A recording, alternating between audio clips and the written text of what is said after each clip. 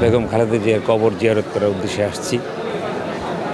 উনি বিগত ৪৫ বছরের রাজনৈতিক ক্যারিয়ারতে শুধু দেশ এবং জাতি এবং স্বাধীনতার সার্বভৌমত্ব রক্ষার ক্ষেত্রে উনি আপসীন নেত্রী হিসাবে, আপনারা জানেন, উনি ইতিমধ্যে আপসীন নেত্রী হিসাবে বাংলাদেশের একজন প্রতিষ্ঠিত 3 বারের সাবেক প্রধানমন্ত্রী, যার হাত ধরে বাংলাদেশের অনেক উন্নয়ন, গণতন্ত্রের উন্নয়ন বা আজ অবধি জুলাই আগস্টে শেখ হাসিনা পলায়ন একমাত্র বেগম খালেদা জিয়া এবং তারেক রহমানের নেতৃত্বে হয়েছে।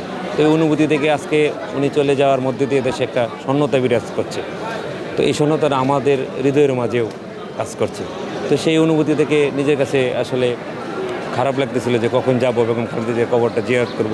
তো আজকে আসলাম, এখন জিয়ারত করলাম। আল্লাহ সুবহানাল্লাহ তাআলার কাছে ওনার রুহের মাগফিরাতের জন্য দোয়া করলাম এবং আল্লাহ তাআলা যেন ওনাকে বেহেশতের উচ্চ মাকাম দান করে সেই দোয়াটুকু করলাম। জেল হাজতে বা নজরবন্দিতে রাখা হয়েছে, এতে ধীরে ধীরে তিনি অসুস্থর দিকে চলে গেছে। এমন একটা পরিস্থিতি লাস্ট হয়েছে যে ওনাকে আর চিকিৎসা করার মতো অবস্থান ছিল না বললেই চলে।